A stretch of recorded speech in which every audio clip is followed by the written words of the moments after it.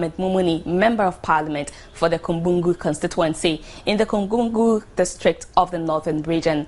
The EC explained that the Commission will take nominations from the said by-election on Tuesday, April 16 and Wednesday, April 17 at the district office of the Commission at Kumbungu District Assembly from 8 a.m. to 12:30 p.m. and 1:30 p.m. to 5 p.m. The statement said the EC said nomination forms may be obtained from the district office of the Commission at Kumbungu or at the regional office of the Commission in Tamale. It said candidates for the election shall provide 2 recent photographs with a red background on the submission of their nomination forms. The filing fee for the election is 1,000 Ghana cedis. All interested individuals and political parties are to take note and act accordingly. The former MP for Kumbungu, Mohammed Mumuni, is now the Secretary General of the African, Caribbean and Pacific Group of States.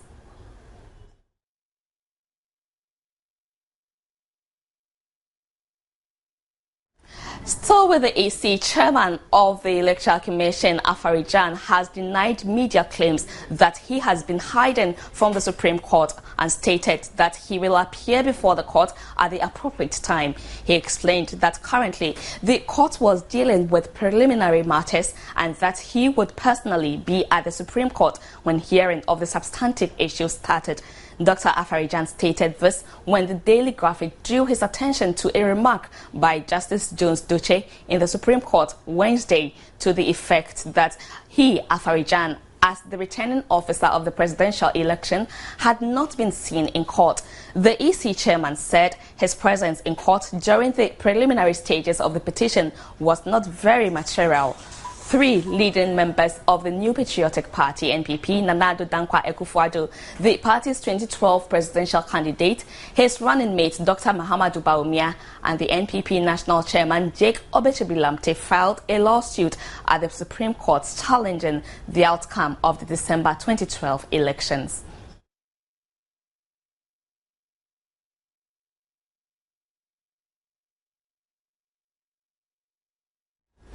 In recent times, one of the key agendas that have occupied the minds of critics of government, especially the local government ministry, has been the need to improve on governance, accountability and information flow. However, lack of the flow of information which is expected to check the transparency of the dealings of the local government has been blamed on the poor performance of some district and municipal assemblies across the country, according to the research report of St. Ghana.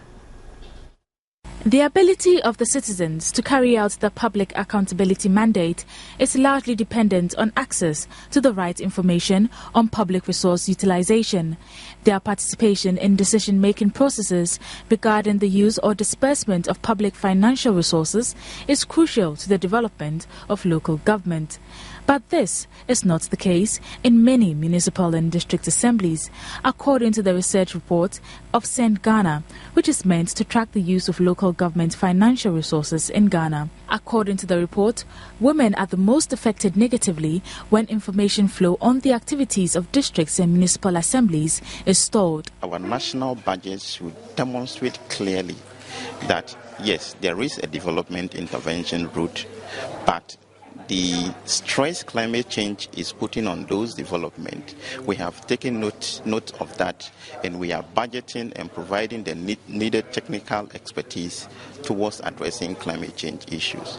If we don't do it like that, and we also label our development programs as climate change adaptation programs, then we would be shooting in the dark. Will not be targeting climate risk areas and making sure that they are properly addressed. But the DCE of Jomoro District, Sylvester Nuamadadie, one of the districts used for the research by St. Ghana, disagrees. Revenue raised from environmental tax with climate change as a justification should be used beyond managing sanitation to also cover climate change adaptation.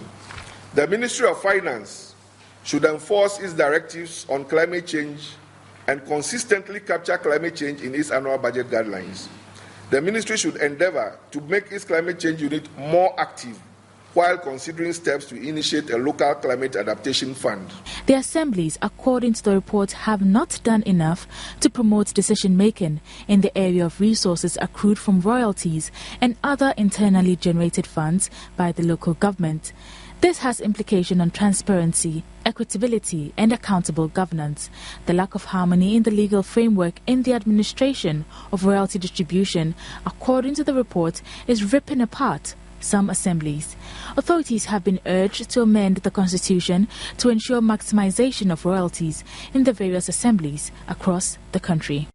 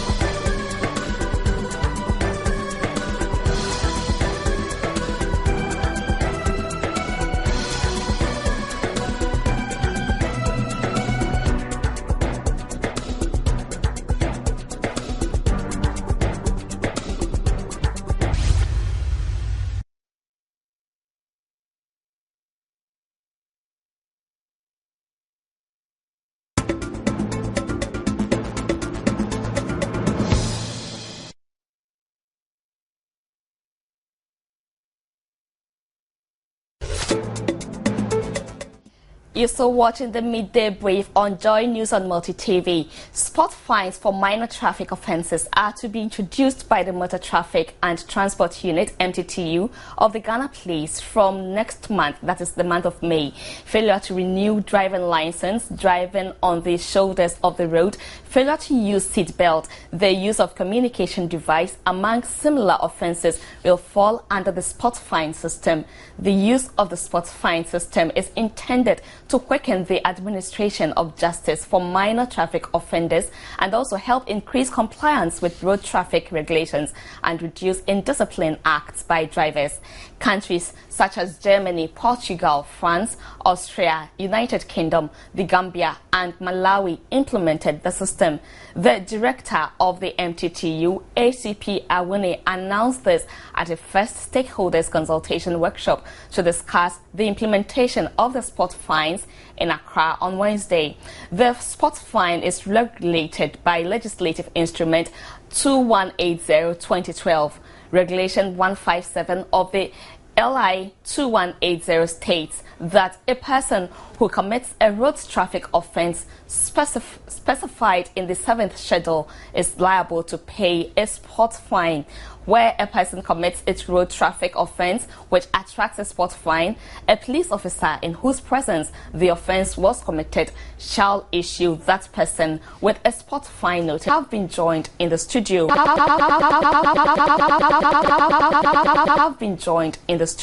By Nana Ano Ami here, Executive Director of Safety Ghana, And eventually we'll be also joined by Sasu Mensah of the MTTU, who will be on the phone line to join in the conversation as we talk about the spot fine by the MTTU of the Ghana Police Service.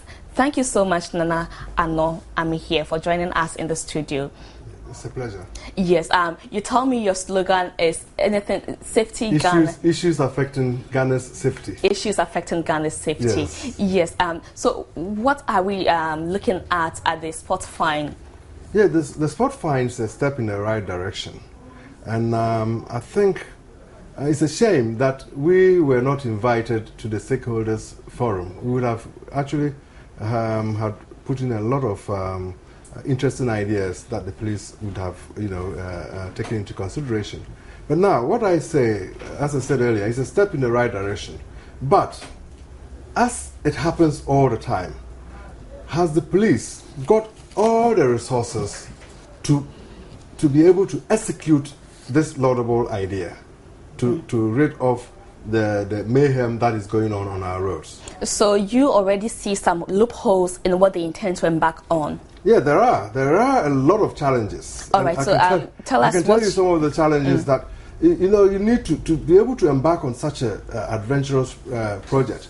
You need a lot of investment, and the police do not have an iota of that investment to be able to embark on such a good idea. Look, I brought in this gadget here. Now, I've previously made known on other platforms that we need to equip our police on the motorbikes with this simple gadget here. Now, if I may go through, this gadget is a camera. Okay? Now, this camera, when the policeman on the motorbike is going to stop an errant driver, this camera here will record the driver that is going to be stopped. So, whatever that the policeman, the ticket that will be issued to the errant driver cannot be disputed.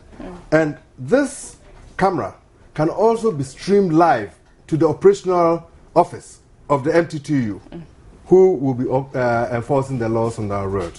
Nana, if I am getting right, who will actually be wearing this? How do you call it? Is it a helmet? This is a crash helmet. A crash helmet. For designed for the policemen who will be on the road to enforce. I guess they will use the MTTU policemen on motorbikes, to be able to enforce these laws that you're talking about, the spot fine. Okay. And then to make it undisputable because let's take, for instance, if a motorist jumps a traffic light, which is a minor offense, that has to be given a spot fine. Now, of course, he will say, no, there will be a dispute between the police officer and the driver who has committed the offense. Okay. So, to avoid all disputes, this camera will be there to make sure that the police officer have done the right thing. Okay. But, Nana, you see, my difficulty here is we are in a situation that we find sometimes the driver has actually committed the offense, but is able to talk his way through to bribe the policeman. So even if the policeman is wearing this one, and he is going to pay homage to the person who is monitoring the live stream at the MTTU IT office or wherever they'll be monitoring the live streaming from, it still comes to naught. No, it wouldn't come to naught because there will be checks and balances.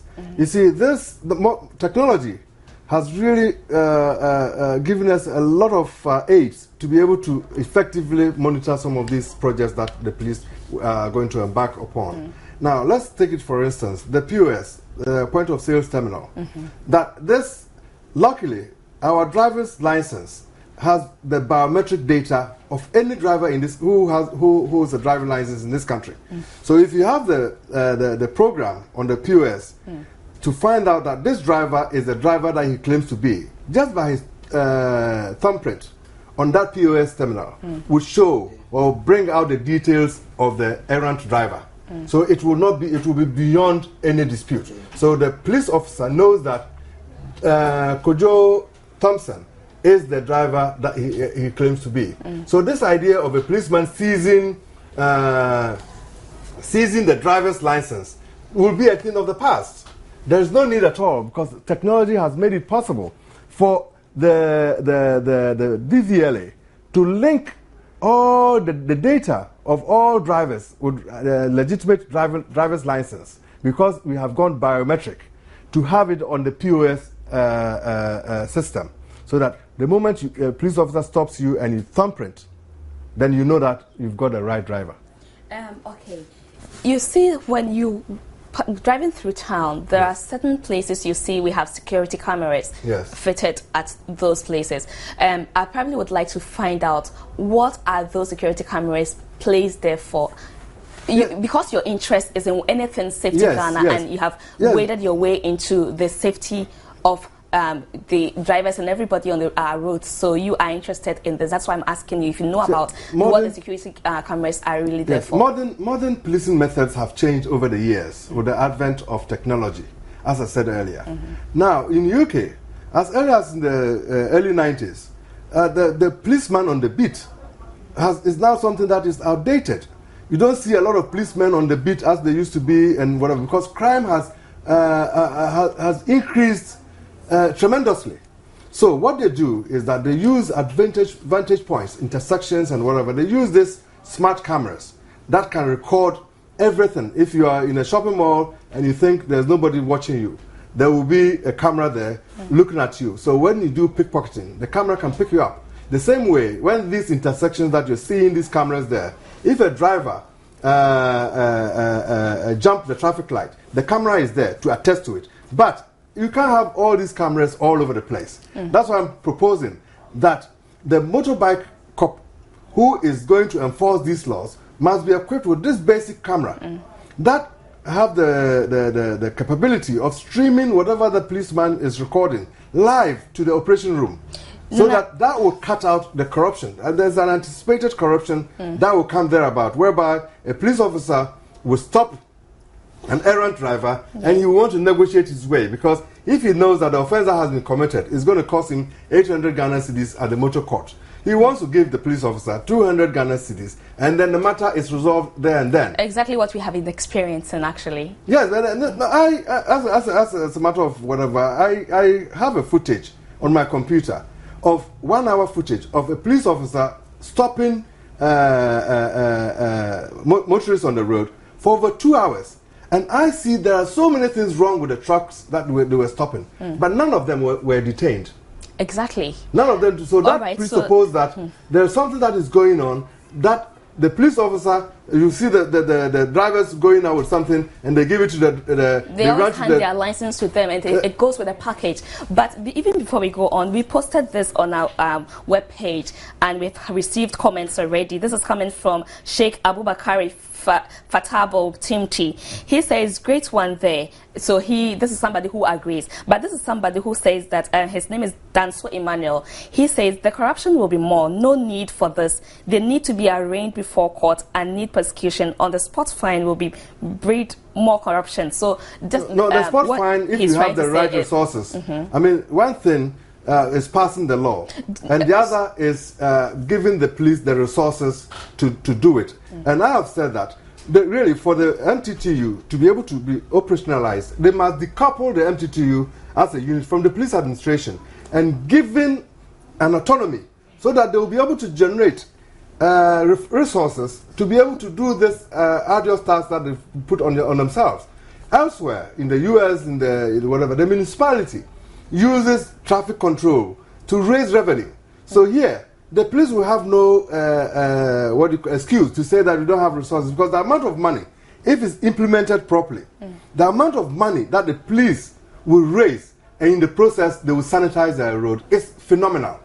The difficulty here is we have witnessed for too long bribery and corruption on our roads. And let me read a comment here. Mario Perez Sr. says, he is actually sending us from UDS. He said, I think the steps taken towards motorists is in the right direction. But on the other hand, the corruption is going to be on the increase, because this is more like a spot bribery than a spot fine. Because you see, that's what I raised earlier, that we have situations where the police would rather argue. You know, elsewhere that you're mentioning, the police never stand there to argue with the offender. He just hands you the offense note and leaves you. Sometimes you come and it's on your car. But this time around, the Ghanaian police, forgive me, but would actually look forward to meeting whoever the driver is. And the more luxurious your car, the more free you walk. No, I tend to disagree with the views that they're coming in. You see, if the system that they are embarking upon is properly implemented and resourced, it will minimize the corruption that we all anticipate. We all know what goes on our roads and stuff like that. But the funding agent or whoever that is going to fund the police to embark upon this project should give them adequate resources. Many a time we have fantastic ideas, fantastic laws and stuff like that. But where are the resources? Where are the tools?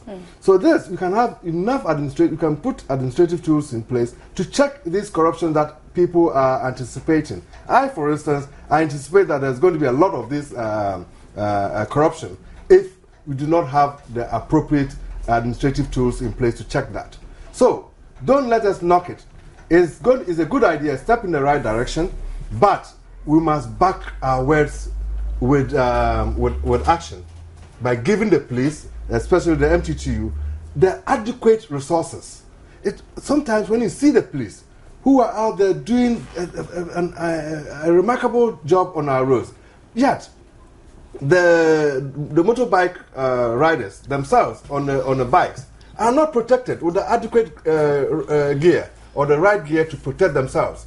So if they put themselves out there to make sure that we sanitize the roads and therefore the carnage that is going on, we are only interested in the carnage that is going on our roads. So this spot fine is a good thing, and then the government should resource the police adequately for them to be able to effectively embark on discharge the duties.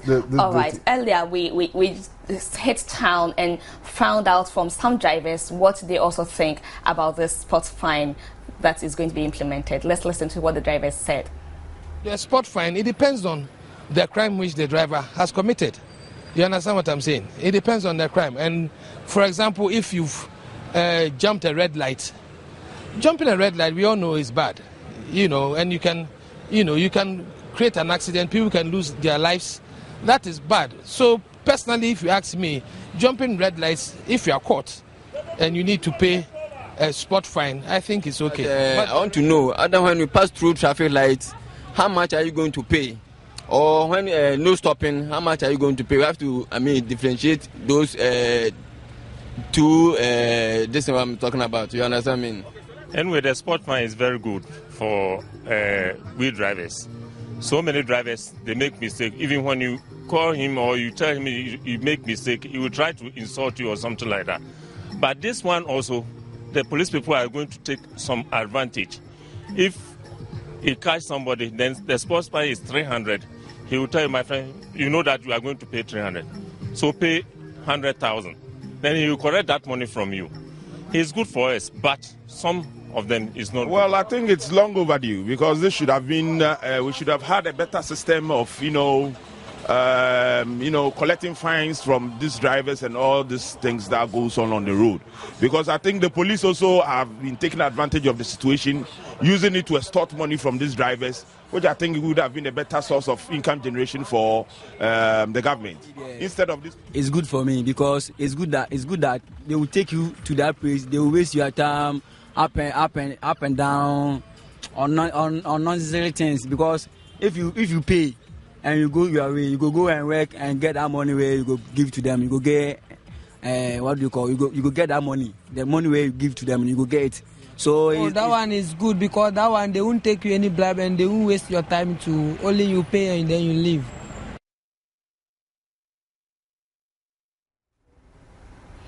We are still joined in the studio by Nana Ano Ame here. We are talking about the spot fine. You just heard views from drivers who what they think of the spot fine. Coming back to you, Nana, if you talk about the MTTU being resourced, in your submission, you sounded like you admit that they are not well resourced. Is this the appropriate time to be enforcing such a bylaw that we are not really ready for? Yes, before Parliament really passed this law, I mean, they have passed previous laws like the Okada law. That has become a symbolic law because it cannot be enforced. They should have looked at the resources that have to be in place before this law was passed. If they want the police to go and do this spot fines. Now, there are something we call car pounds. Now, assuming the police stop an errant driver and he finds that that errant driver is drunk, okay, and that is an offense. So would the police allow a drunken driver to drive his vehicle away? We do not have car pounds. If I look at it, I don't know, with this law, if government, they should forgive me, if government have created car pounds all over the place, where the police will then impound vehicles and go and park them there, and until such time that the writing has been done, the vehicle's owners could go and pick their vehicle. Something like a board tie, a defective vehicle. If a policeman finds a defective vehicle on the road, does he allow the driver to drive the defective vehicle on the road if the driver does not have insurance? If you don't have insurance, you are not allowed on the road. So if the arresting officer sees a driver who doesn't have a driving license or an insurance, does he allow the same driver to use his vehicle on the road? And so if we don't have car pounds to be able to impound these vehicles and tow them away, then this law is as good as the Okada law. What I would like to find out is there going to be a flat rate for all offences, or they will be in categories? No, all offences will be codified, I guess. I mean, they will be codified. I mean, jumping the traffic lights will have its penalty points. You have, and some others will mean that you're even like, for instance, when in the UK, when you go over 30 miles an hour over the speed limit, you lose your license instantly. So all the offences are in different categories and in different. They attract different punishment or penalties. So. The right thing to do in terms of administering this thing, which is a step in the right direction in sanitizing our road, is it should be done and adequately resourced. If it's not adequately resourced, which in any case, all the government agencies is like the appointing agencies, as I always say, they appoint, but they do not give the officers they appoint the tools to work. And I don't see the police being an exceptional to the case. We really look forward to this spot fine issue really coming to be effective, because we have witnessed too many of road corruption, bribery to the Ghana police, and we hope this really works out. No, but we hope so. I mean, we are available to assist the police. In other platforms, we talk a lot about how the police should be assisted. And also, it's very, very important that we get the MTTU decoupled from the police administration and stand on its own, because there's a lot of money to be generated by embarking on this project, and that would in itself resource the police to be able to sanitize our roads. Interestingly, the Graft Abwaje says that the policy may be very good, but my problem is how accountable and transparent the police service will be able to deliver to the people of Ghana. This, I believe, will increase the rate of bribery and corruption in this country, since some people will rather prefer to pay half the fine price to the officer who made the arrest than paying the full fine as proposed by the law. Thus, a clear recipe for corruption and bribery. These are some of the comments coming through, and those are some of the ways people are thinking. I've dealt with that you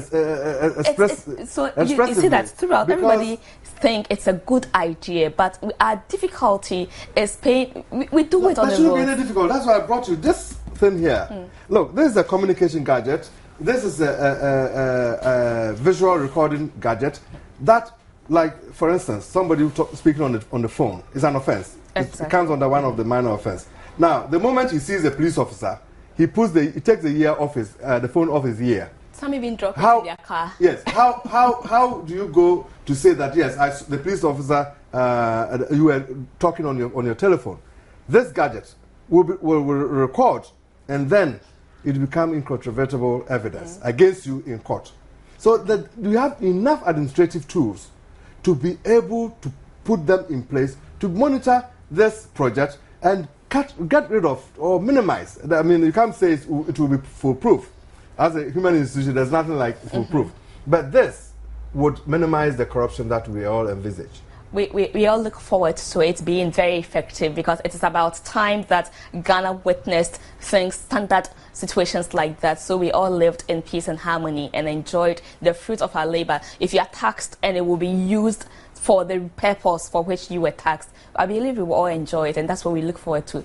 And that would really get rid of all the carnage that is going on our roads. There are 2 million. This year, only 3 months or whatever, the statistics that you have, it's 541 so dead so Ghanaians. Yes. Some of them are doctors, engineers, loved ones, wives, and what have you. That's unfortunate. Are we going to sit here and dissipate our human resource on the roads when we need... Look, if you invest $200 million on the roads and adequately resource the police, believe you me, within 1 year, all that, excuse my French, nonsense that goes on on the roads will stop.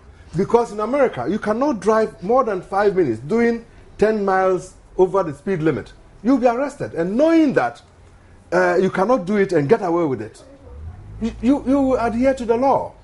And that is what is missing in this country. We just don't put our money where our mouth is. We just always pay lip service, and we leave Ghanaians to die needlessly on our roads. Nana, thank you so much for taking time off your busy schedule to come here and explain to us what the pot fine will be bringing to Ghana. Thank you so much, For saving lives, we are always available. We make ourselves available. All right. So we have been talking to Nana Ano Ami here, Executive Director of Safety Ghana, who passed through the studio to educate us on the benefits of the sports fine that will be passed in May next month by the MTTU of the Ghana Police. We catch a breath here. We are back in a moment.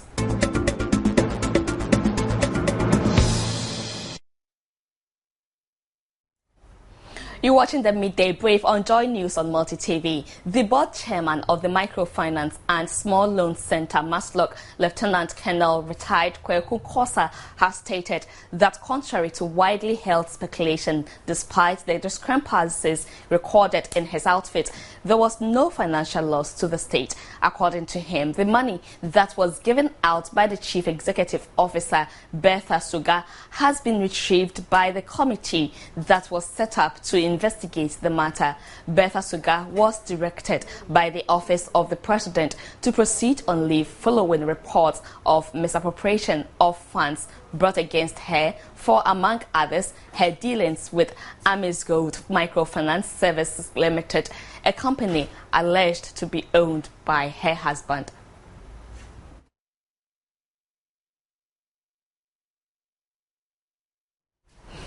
The Ghana Bar Association is asking the media to be circumspect and not prejudge when reporting on court cases to avoid contempt. The association has also called on court reporters to always cross-check and review legal stories with lawyers before publication. Organized in conjunction with the GJ on Media and Law, the national president of the Ghana Bar Association, Nene Amegache, bemoaned how court proceedings and facts in some legal cases are misreported by the media. Sometimes their stories are taken from the papers, and the way they are reported, not that this is, but they are reported as if that is the truth. That is the truth. We know as a fact. There is a defamatory statement. And then you take the defamatory statement and then you start spreading it. You cannot run away from liability. You cannot absolve yourself.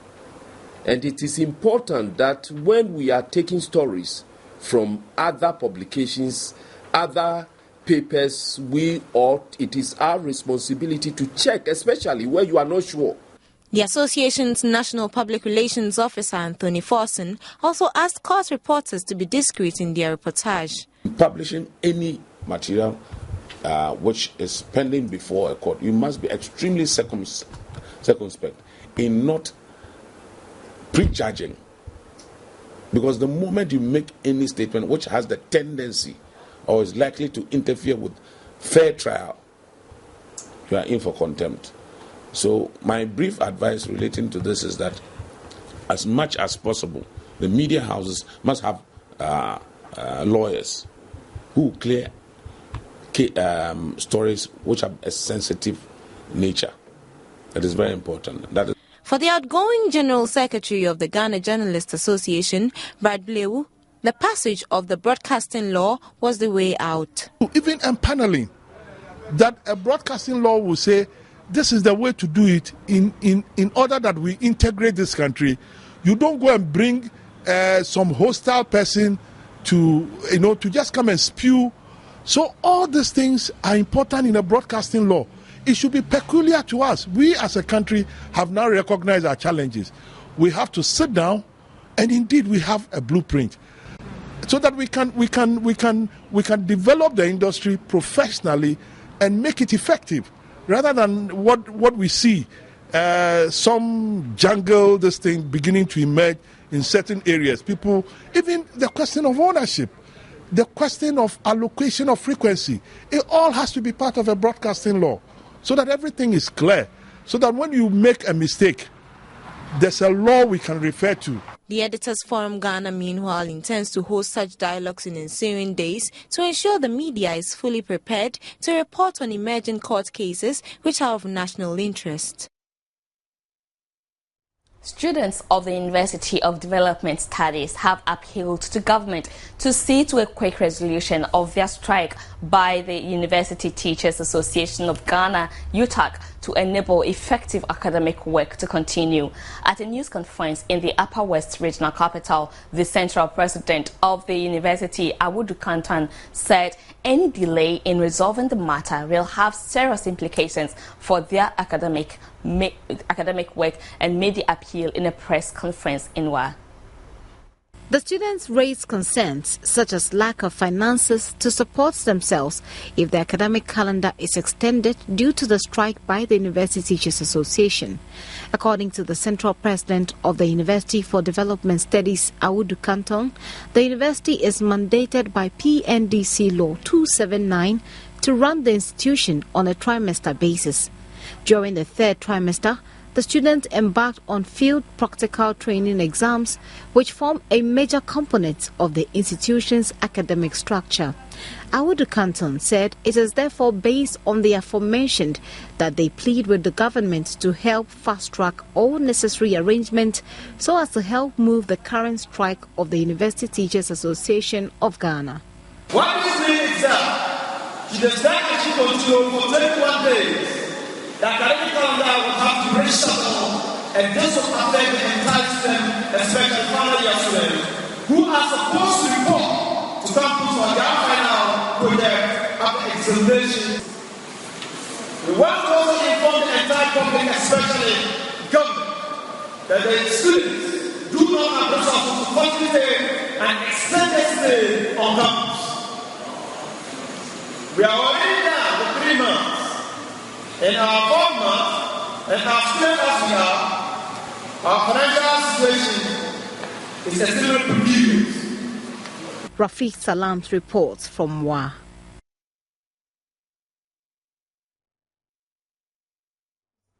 In a related development, special school teachers in the country are threatening to go on strike if their needs are not addressed. President of the National Association of Special School Teachers, Northern Zone, Armstrong Edubuache, said their work comes with a lot of risk, hence the need for them to be treated differently from dealing with teachers. To compound their issue, he said teachers in special schools are not consulted when the Ghana National Association of Teachers takes decisions that affect teachers. Edubuache further noted that teachers in special schools often get frustrated by the volume of work.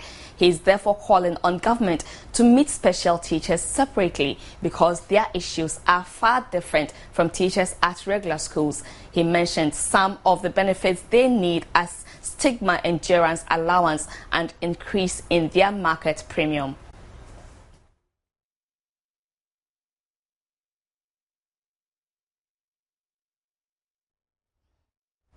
Away from that, some irate youth of Secondary Zango have pulled down a number of structures being put up at a Muslim cemetery at Kansawarado.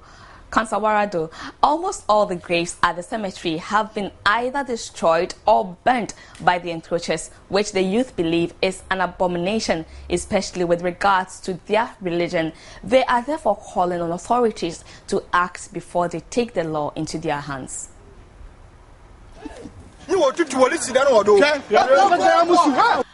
According to the leadership of the youth, the land was acquired to serve as a cemetery many years ago, but the place has not been in use for the past 10 years due to lack of space to bury their dead.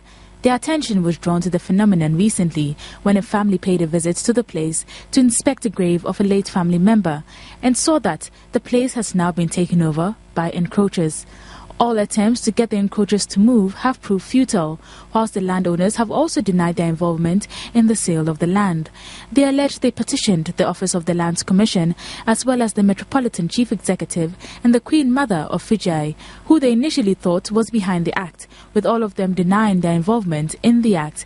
They therefore decided to pull down all the structures in the enclave and also to construct a fence around the land to prevent further development.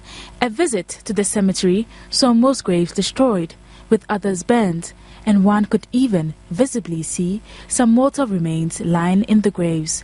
The youth are therefore threatening to take the law into their own hands if authorities fail to find a solution to the problem. We complained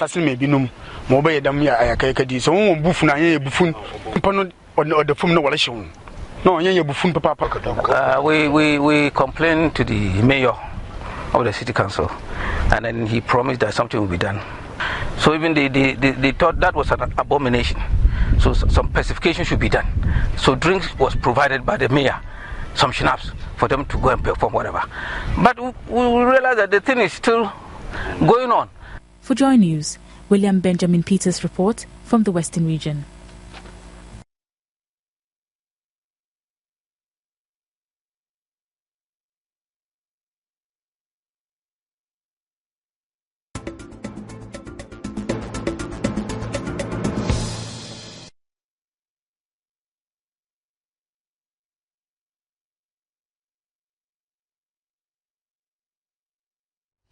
Final year students of the college senior high school at Dakoman here in Accra yesterday went off the rampage, destroying school property, running into several thousands of Ghana cedis over the authorities' failure to register them for the ongoing West Africa Senior High School examination. The about 195 students who say they paid between 110 Ghana cedis and 180 Ghana cedis are calling for the heads of both the director and headmaster, as well as a refund of their exam fees and all monies paid to the school for the time they've been there. School was spared. Windows were broken, computers and air conditioners destroyed, school documents littered the floor and in the middle of the school compound. The charred remains of the director's vehicle bent beyond recognition. It took a team of police personnel from both the Dakuman and Odoko Divisional Police Headquarters to salvage the situation. A route control vehicle was stationed at the entrance of the school to prevent the students from engaging in further vandalism. The students and their relations will, however, not be intimidated.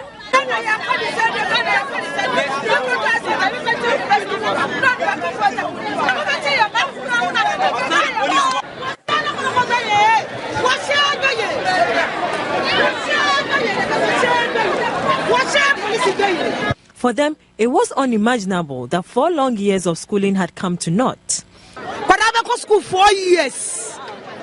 What the school fees is, and I do exams. But I got to no more coffee. Where is scanning now? Why just 7.5? But I be 7.5. 200 people. What did I want? Sunday near Baha. O catch and say about Miss Monday on Metro. And I got another go out 7 o'clock. What's this school him up to and Numre Quadanu and Churo. And that's also parents in Bra. Yabanu, what police Yabeku, and the Yambachi won't call Yafan baby now you a woman. Now parents in the engineer Yasuaha and Basu. This man told us he has registered us. We filled the form. He took us pictures that shows that we are going to write. He took our registration fee, our school fees, 5.3. Everyone has a course that he or she is offering, and everyone is paying different kind of money. Someone is paying 1.8, 1.7. I paid 1.7 for the registration fee.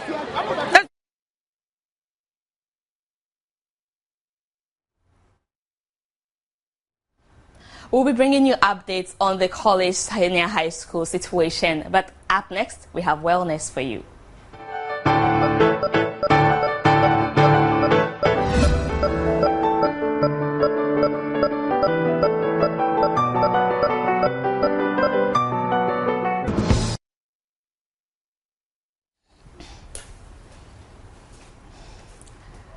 Japan's top 4 car makers are recalling a total of 3.4 million cars over a defect in passenger airbags. We'll bring you the details later in our subsequent bulletins. It's been 1 hour of news with you. Thanks so much for your time. But before I take leave of you, a recap of our headlines. MTTU to introduce spot fines for traffic offences from next month. We delved into the feasibility with the Executive Director of Safety Ghana, who was here to brief us on where Safety Ghana stands on the spot fine issue. President Mahama has been served with the affidavits of evidence filed by the petitioners in the election dispute case before the Supreme Court. The board chairman of the Microfinance and Small Loans Center, MASLOC, says, contrary to widely held speculation, despite the discrepancies recorded in his outfit, there was no financial loss to the state. We also brought you a little education on ginger. My name is Gladys Osei Oredu. Join us again at 2 p.m. for our news briefing. Thanks so much for your time.